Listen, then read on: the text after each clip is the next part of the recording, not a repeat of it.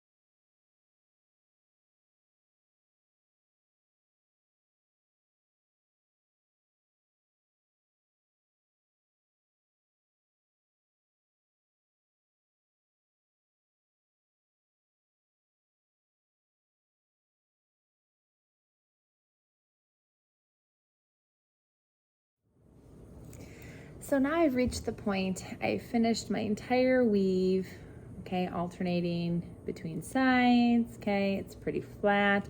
If I needed it to be flatter, I could just take the rawhide mallet and on a bench block, just kind of pat, pat, pat, pat it down, okay? Mine is good to go, so I don't need to do that. So what I need now is I need to figure out the size. So you're gonna take your yellow millimeter ruler, and on here you will notice it says ring shank, okay? And that ring shank is going to allow me to size my ring however big I need it to make sure it will fit my finger that I want to wear it on, okay? So what I have in my hands right now is our ring sizer in the classroom, and you'll notice a lot of different numbers on here. Specifically right in front of you, you guys can see there's a 10 and then there's a 10.5 and 11, okay? The 10 is exactly what it says, a size 10. That line on the side, the 10 dash, that's a 10.5, okay? So what I did is I put this on and I said, okay, for the ring that I want, it's a size 10, okay? So now I'm gonna take that size 10, keep that number in my head, and I'm going to use my ring shank, and I'm going to make sure I have enough of my woven material to get to a size 10, okay? So right here, all of that, that's not woven, right? That was the end of my piece. So what I'm gonna do is I'm gonna take this, hold it at the end of the ring shank, and then you can see right here is my 10, okay? So that would be where I would need to cut, okay? Now, what I'm gonna do is I'm gonna problem solve a little bit, and I'm going to make a hook and an eye and add a bead to my ring to make it wearable, okay? So what I'm gonna do right now is I'm actually going to cut my piece using a permanent marker. I'm gonna mark it off. So I'm just gonna put it on the table, place this down. If you wanna use a permanent marker, you can. Okay, and what I'm going to do is I'm going to trim it a little bit extra so I know right where it is. And I'm going to cut off all of the extra part on this side over here. Might take some time because we're going through a couple of different wires. Okay, I might even want to undo my wire a little bit. But big thing is you want to keep some extra wire on there to make sure that it does cut through. Now, when I have gotten to the spot where I need to cut my actual wires to trim off that excess, okay, this is something called a tin snips. It's very strong. This trying to cut through multiple wires at the same time is not really gonna help you, okay? So using this is a lot more productive. And I'm going to trim all the way through. And then you can see my two pieces, my woven piece and then the piece I just trimmed off. Okay, now what I'm gonna do is I'm actually going to start shaping this using the ring mandrel. Okay, so what I just did is I put my ring mandrel into my bench vise, and now I'm gonna take this along with a rawhide mallet and I'm going to start shaping it. Okay, now I can actually start with just my hands, shaping it around. I still have some more trimming to do. That's okay, it'll come with time, and your ring mandrel is gonna move. Okay, that's just part. But you can see it actually started shaping it as a circle, okay? Now, some of your woven part might start to come off, like up here, if you can see that, that's starting to come off. That's okay, that's why I kept extra on, so that I didn't actually start to lose my ring, okay, and the size of my ring.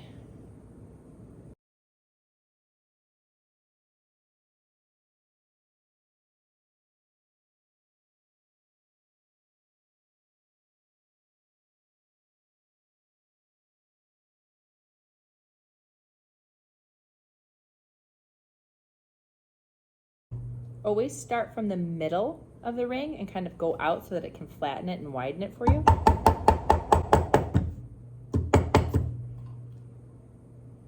Careful not to hit your fingers.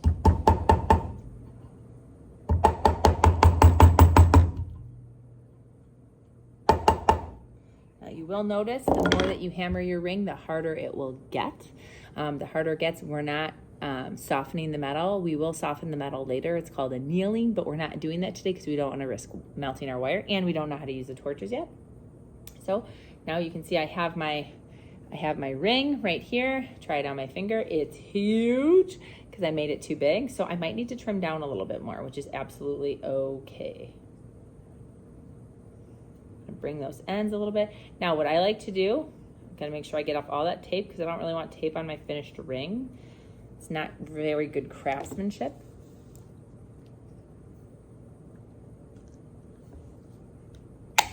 Now really when you're using the tin snips, you should have goggles on because there's tiny pieces flying around here. But it's got a really, really rough end to it, okay? So with that rough end, what I'm gonna do is I can either take my small files from my toolkit or my large half round file. I like to use my large half round file, okay? And I'm going to file it down so that it's nice and smooth, so that when I wear my ring, it doesn't agitate and irritate my hand.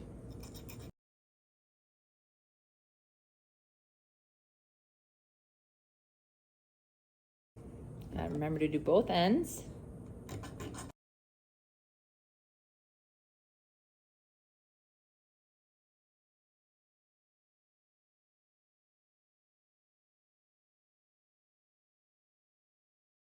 Okay, now I got about to the size that I need it, and you can see there's still a little bit of space in between those two sides, where I'm gonna have to bring it back to that ring mandrel and tighten it up a little bit.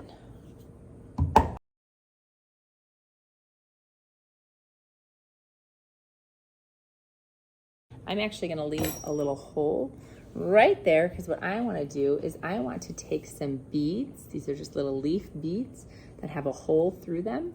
And I'm actually going to wrap my wire through there so that my bead can be at the joining part of my ring. So you can see I have some extra stuff off, okay, that I'm actually going to weave through the beads so that that is actually in the hole in the ring.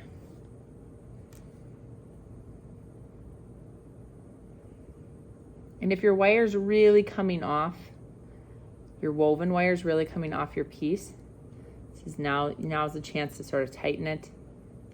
There is the option of using epoxy, like a glue, to try and keep it on. But then you have glue all over your ring. It's not a really good idea. But so I'm gonna go around here again. And I'm just taking it. I'm gonna go into one of these guys. Pull this a little straight, make it easier on myself. I can go through the hole, as well as if you're using a stone, I could go around the piece and actually wire wrap the stone for a different look.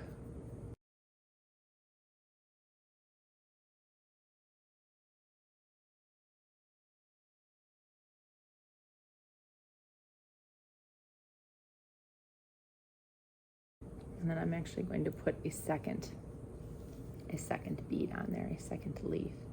I just have to think about what direction I want it to go.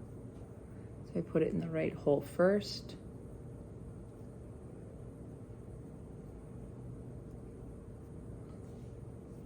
Actually use my tools. Here we go.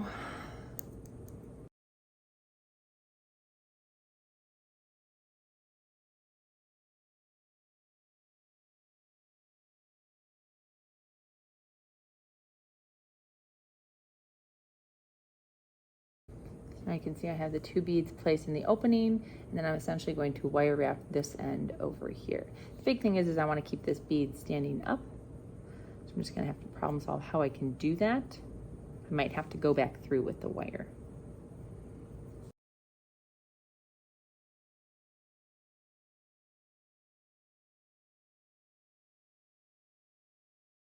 I'm gonna come back and forth.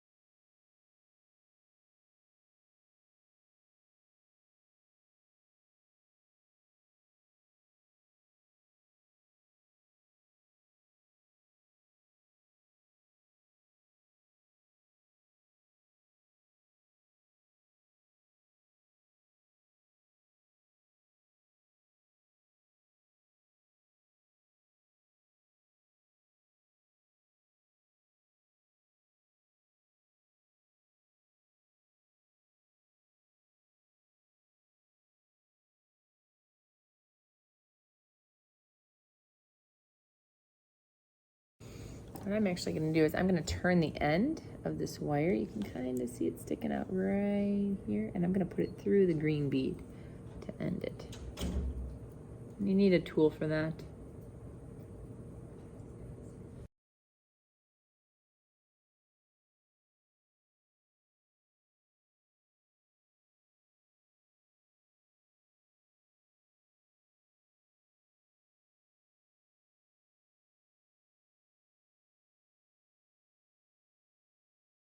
Okay, so there's my two little leaves on my woven ring.